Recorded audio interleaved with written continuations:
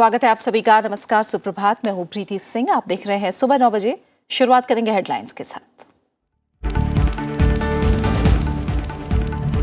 भारत में corona virus संक्रमण से पहली मौत, अब तक 74 मामलों की पुष्टि। उत्तराखंड, छत्तीसगढ़ और दिल्ली में स्कूल कॉलेज बंद।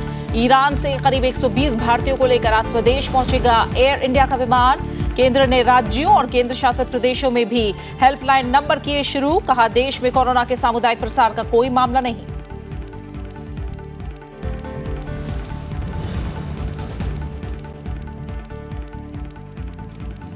कोरोना वायरस को लेकर प्रधानमंत्री नरेंद्र मोदी की लोगों से सावधानी बरतने की अपील। कहा, घबराने की जरूरत नहीं। फोन पर ब्रिटेन और इजरायली प्रधानमंत्री से बातचीत में कोरोना संकट पर की चर्चा। भूटान, ईरान, मालदीव और इटली ने भारत से मास्क और सुरक्षा उपकरणों के लिए किया अनुरोध।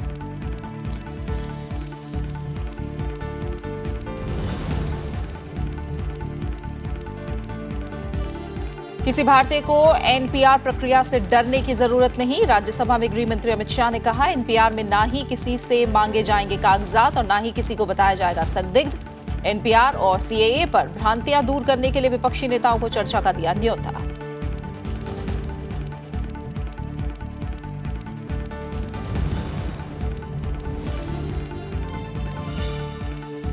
राज्यसभा की कार्यसूची में प्रत्यक्ष कर विवाद से विश्वास विधेयक 2020 के अलावा प्राइवेट मेंबर बिल भी शामिल। 2020-21 के लिए रेल मंत्रालय के अनुदान मांगों पर चर्चा लोकसभा में आज भी रहेगी जारी। वायुयान संशोधन विधेयक भी एजेंडे में शामिल।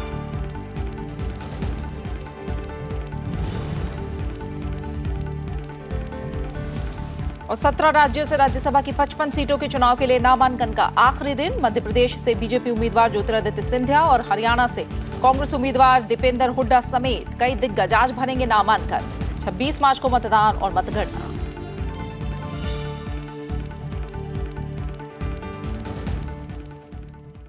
सबसे पहले बात करेंगे कोरोना को लेकर अपडेट की। कोरोना वायरस से कर्नाटक में एक व्यक्ति की मौत हुई है। भारत में कोरोना वायरस से मौत का ये पहला मामला है। ये मौत कर्नाटक के कलबुर्गी में हुई है। मृतक की उम्र 76 साल बताई जा रही है। मरीज सऊदी अरब से लौटा था। इस बीच देश में कोरोना वायरस के 74 मामलों की पुष्टि हो चुकी है। इनमें केरल के वो 3 मामले भी शामिल हैं जिनमें रोगियों को अस्पताल से छुट्टी दी जा चुकी है। स्वास्थ्य मंत्रालय ने कोरोना वायरस से प्रभावित लोगों को घर में ही अलग रखने के बारे में दिशा निर्देश जारी किया है। यात्रा करने वालों में कोरोना वायरस के संदिग्ध लक्षण पाए जाने पर उन्हें जल्द से अलग रखकर निर्धारित स्वास्थ्य केंद्रों में ले जाना चाहिए। स्वास्थ्य मंत्रालय ने खांसी, बुखार या सांस में तकलीफ जैसे लक्षण दिखने की हालत में मदद के लिए हेल्पलाइन नंबर भी जारी किए हैं। रोगी को नजदीकी स्वास्थ्य केंद्र में या फिर 011 23 97 8046 011 2397 8046 पर सूचित करना चाहिए। स्वास्थ्य मंत्रालय ने कहा है कि केंद्र ने एहतियात के तौर पर कई कदम उठाए हैं। 948 लोगों को विदेशों से लाया गया है। सभी यात्रियों का 30 हवाई अड्डों पर व्यापक रूप से परीक्षण किया जा रहा है। इसी तरह 12 प्रमुख बंदरगाहों और 65 गैर प्रमुख बंदरगाहों पर पहुंचने वाले जहाजों के लिए परीक्षण शुरू किया गया। प्रधानमंत्री खुद हालात की निगरानी कर रहे हैं। वहीं सभी राज्यों में भी हेल्पलाइन नंबर जारी किए गए हैं। India has always prioritized the safety and welfare of citizens abroad and mounted timely evacuation of its citizens starting 1st February 2020 from COVID-19 affected countries. So far, the Government of India has evacuated 948 persons with 900 Indian nationals along with 48 belonging to other nationalities like Maldives, Myanmar, Bangladesh, China, US, Madagascar, Sri Lanka, Nepal, South Africa and Peru. In addition, 83 evacuees from Italy who arrived yesterday have been housed at Manesar facility for quarantine. All patients in the hospitals are being treated and reported to be stable. On the directions of Honorable Prime Minister, a high-level group of ministers was also constituted to constantly monitor the situation and evaluate preparedness and formulate measures regarding management of COVID-19 in the country. इस बीच भारत ने 15 अप्रैल तक सभी visa निलंबित करने का फैसला किया है। हालांकि राजनयिक, सरकारी, संयुक्त राष्ट्र और अन्य अंतर्राष्ट्रीय संस्थाओं, एम्प्लॉयमेंट और प्रोजेक्ट वीजा को इससे छूट दी गई है। साथ ही ओसीआई कार्ड धारकों को दी जाने वाली वीजा मुक्त यात्रा की सुविधा पर भी 15 अप्रैल 2020 तक के लिए रोक लगा दी गई है।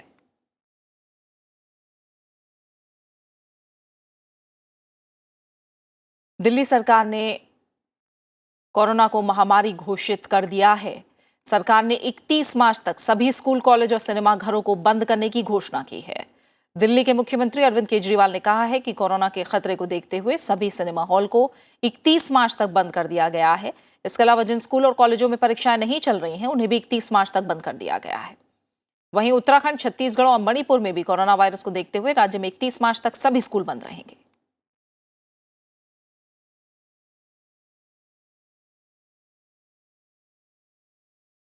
कोरोना वायरस से बचाव की दिशा में महत्वपूर्ण कदम उठाते हुए एहतियातन राष्ट्रपति भवन को आगंतुकों के लिए अगली सूचना तक बंद कर दिया गया है। साथ ही राष्ट्रपति भवन, संग्रहालय परिसर और चेंज ऑफ गार्ड समारोह भी अगली सूचना तक आम लोगों के लिए नहीं खुलेंगे।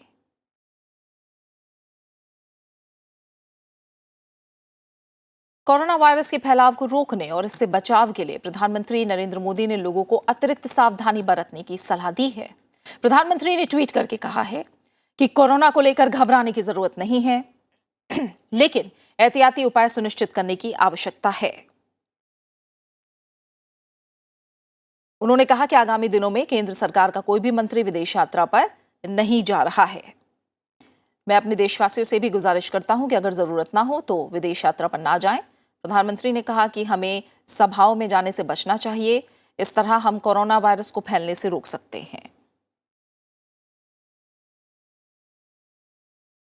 प्रधानमंत्री नरेंद्र मोदी ने भरोसा दिलाया है कि कोरोना वायरस को लेकर सरकार पूरी तरह से सतर्क है। सभी की सुरक्षा सुनिश्चित करने के लिए एहतियात के तौर पर कई कदम उठाए गए हैं। कोरोना वायरस के मद्देनजर वीजा रद्द किए गए हैं। इस बीच ब्रिटेन के प्रधानमंत्री बोरिस जॉनसन ने प्रधानमंत्री नरेंद्र मोदी को फोन करके घातक कोरोना वायरस के प्रसार से निपटने के लिए अंतर्राष्ट्रीय प्रयासों की आवश्यकता पर बातचीत की। इस दौरान महामारी को रोकने संबंधी उपायों पर बातचीत के अलावा दोनों नेताओं ने भारत ब्रिटेन सहयोग को मजबूत करने पर चर्चा की है।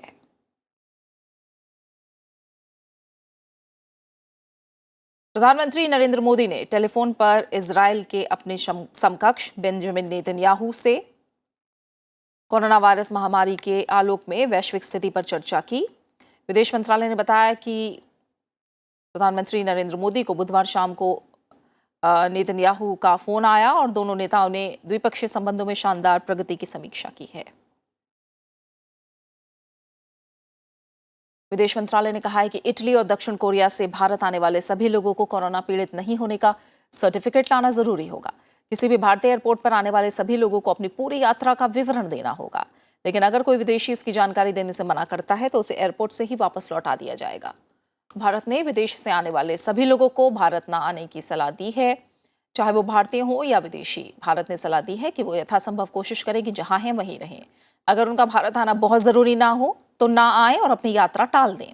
इटली से आने के इच्छुक भारतीय लोगों की जांच के लिए मेडिकल टीम आज इटली पहुंच जाएगी और कोरोना की जांच में नेगेटिव पाए गए लोगों को ही भारत आने की इजाजत दी जाएगी। विदेश मंत्रालय ने कहा है कि आईपीएल जैसे बड़े खेल कार्यक्रमों के बारे में उनके आयोजकों को ही निर्णय लेना होगा कि स्थिति में वो इसे आयोजित करें या नहीं।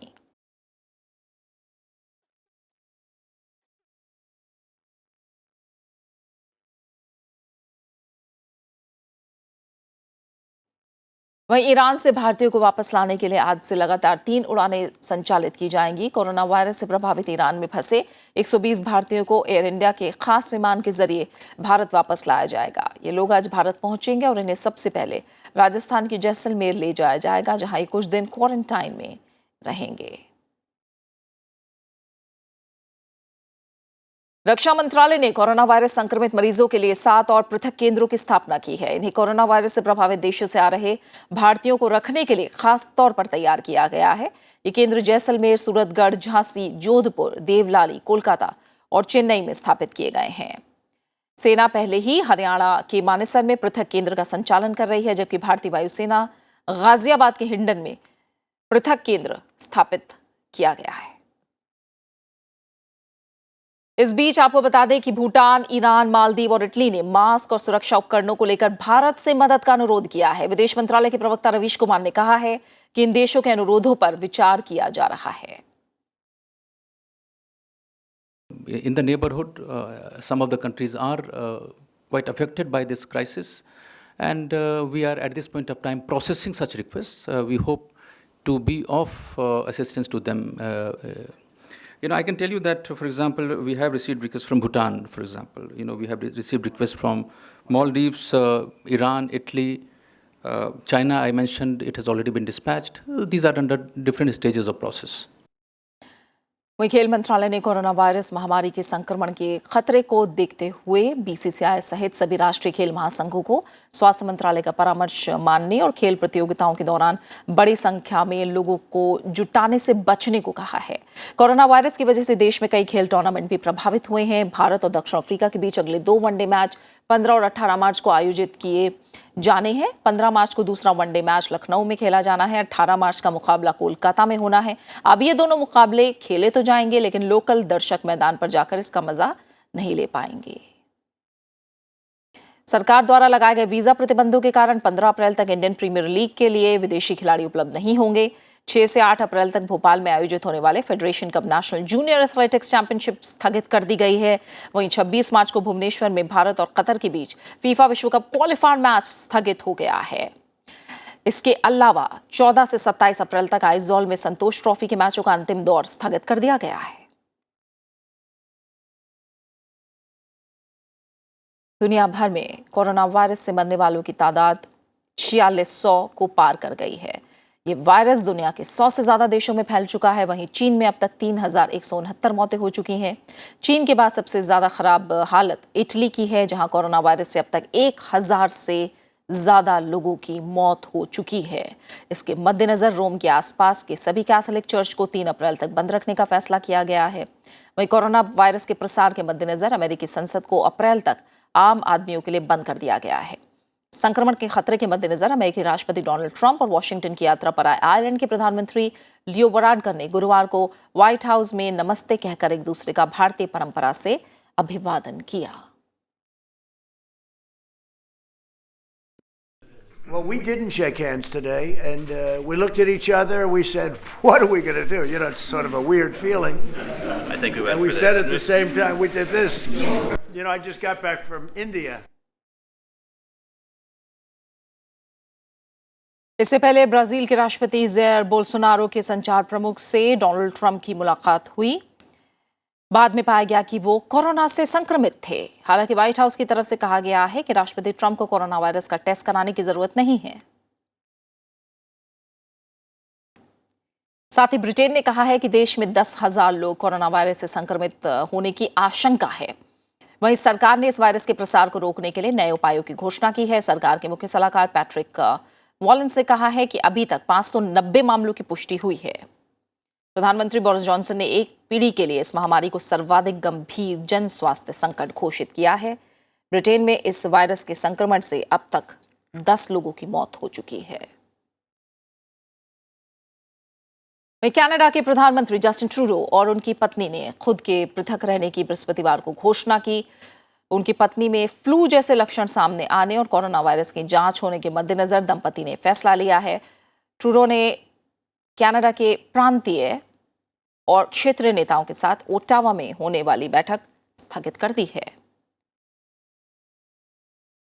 इस बीच आईएमएफ ने कहा है कि इस महामारी के कारण वैश्विक अर्थव्यवस्था में नरमी का कितना असर होगा, इस बात पर निर्भर करता है कि ये कितनी देर में समाप्त होता है और विभिन्न देशों की सरकारें इससे निपटने के लिए किस तरीके से उपाय करती हैं।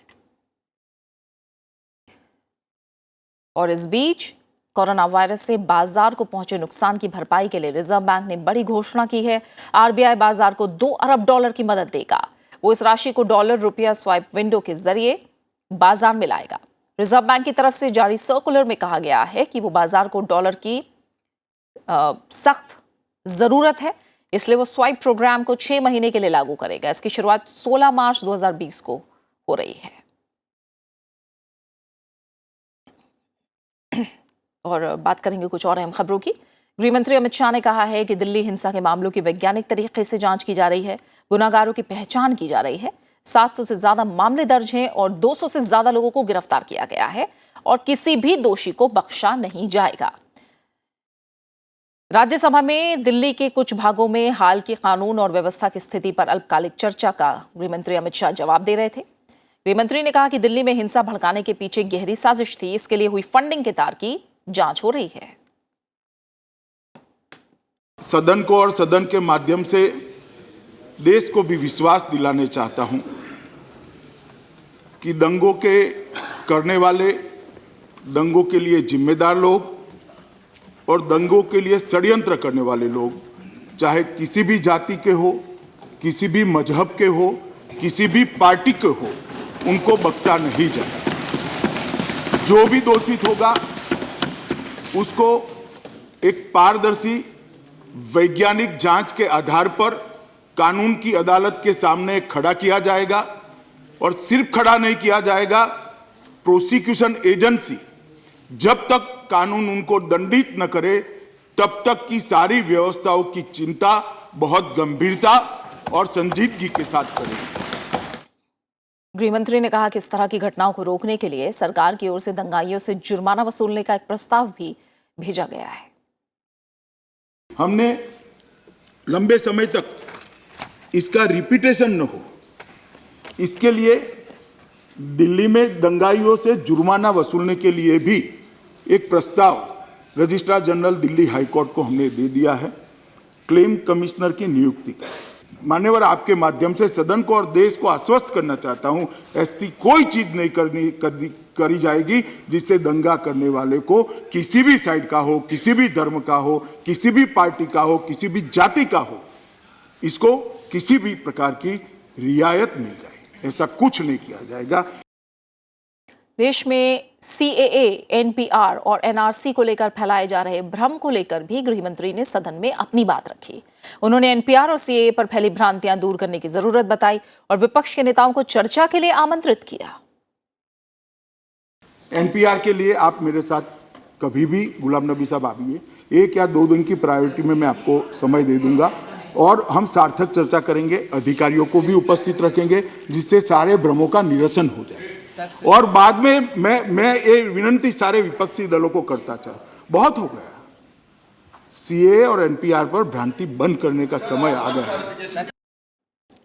इससे पहले विभिन्न दलों के सांसदों ने चर्चा में हिस्सा लिया। विपक्षी दलों के सांसदों ने दिल्ली के कुछ इलाकों में हिंसा होने के पीछे पुलिस की नाकामी से करार दिया, साथ ही मामलों की निष्पक्ष जांच की मांग की। आप प्लीज मत होने दीजिए ये, क्योंकि आप तो कहते हैं सबका विश्वास, सबका साथ, और कहीं ऐसा ना हो कि वो सबका विश्वास आप जो चाहते हैं आप ही पे ऊपर विश्वास उठ जाए। हम नहीं चाहते, हमारी सरकार है, वो विश्वास हम चाहते हैं कि बरकरार रहे। जो कुछ हुआ, तमाम संगठनों के अकाउंट में पैसा आया और समय समय पे निकलता गया और उसी के साथ बहुत कुछ दिखता चला गया।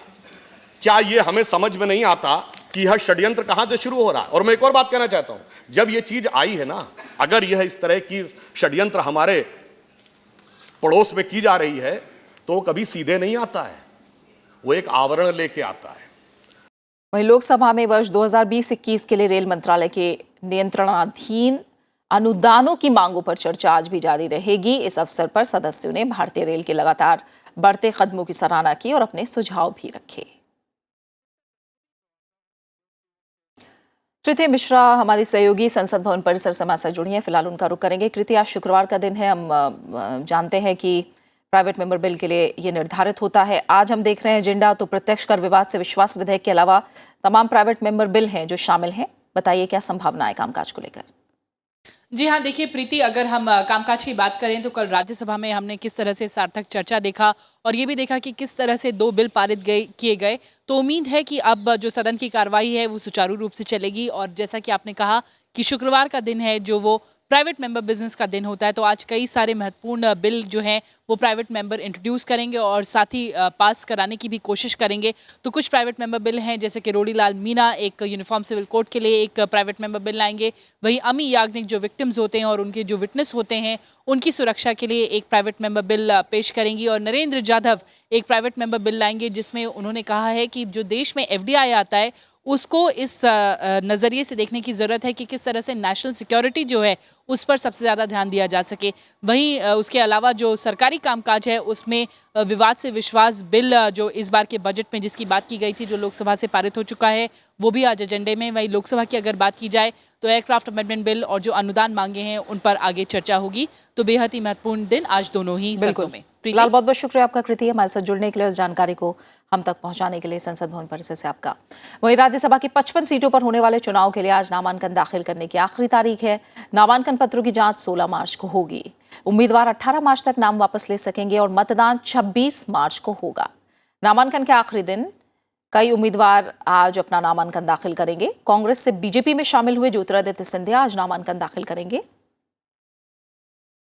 वहीं हरियाणा से कांग्रेस उम्मीदवार दीपेंद्र हुड्डा समेत कई दिग्गज भी आज अपने अपने नामांकन भरेंगे। मध्य प्रदेश में बीजेपी ने राज्य में 22 कांग्रेस विधायकों के त्यागपत्र के मद्देनजर 16 मार्च को सदन में शक्ति परीक्षण की मांग रखने का निर्णय लिया है। बीजेपी नेता नरोत्तम मिश्र ने कल भोपाल में कहा कि कांग्रेस सरकार ने बहुमत खो दिया है, जिसे देखते हुए उनकी पार्टी राज्यपाल और विधानसभा अध्यक्ष से बजट सत्र के पहले ही दिन सदन में शक्ति परीक्षण की मांग करेगी। उधर पूर्व मुख्यमंत्री और वरिष्ठ कांग्रेस नेता दिग्विजय सिंह ने कहा कि 19 विधायकों के त्यागपत्र स्वीकार नहीं किए गए हैं, इसलिए शक्ति परीक्षण नहीं हो सकता है। इस बीच विधानसभा अध्यक्ष एनके प्रजापति ने त्यागपत्र देने वाले 22 कांग्रेस विधायकों को नोटिस जारी करके आज उनके समक्ष पेश होने और अपनी स्थिति स्पष्ट करने को कहा है। उपराष्ट्रपति एम वेंकैया नायडू ने देश में खेल संस्कृति को बढ़ावा देने का आह्वान किया है। अपने निवास पर आयोजित कार्यक्रम में उपराष्ट्रपति ने पंजाब विश्वविद्यालय के प्रतिभाशाली खिलाड़ियों को संबोधित करते हुए कहा कि देश के सभी शिक्षण संस्थाओं में कम उम्र से ही बच्चों के बीच खेल संस्कृति को विकसित करना चाहिए।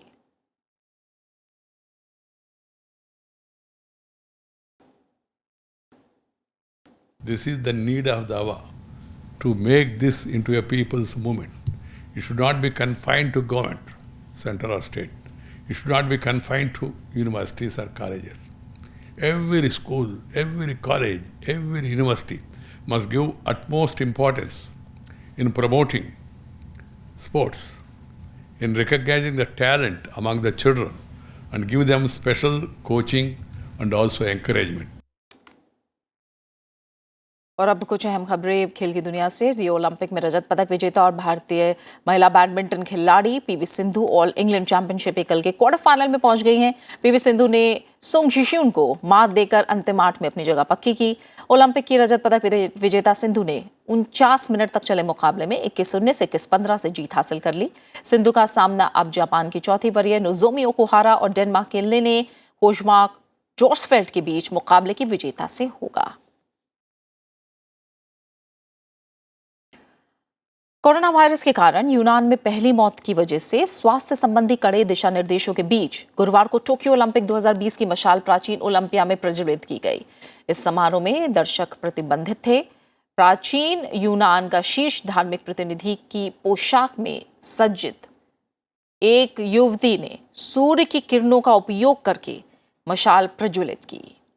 इसके साथ ही यूनान में 1 सप्ताह तक चलने वाली मशाल रिले भी शुरू हो गई है। ये मशाल 19 मार्च को टोक्यो ओलंपिक के आयोजकों को सौंपी जाएगी।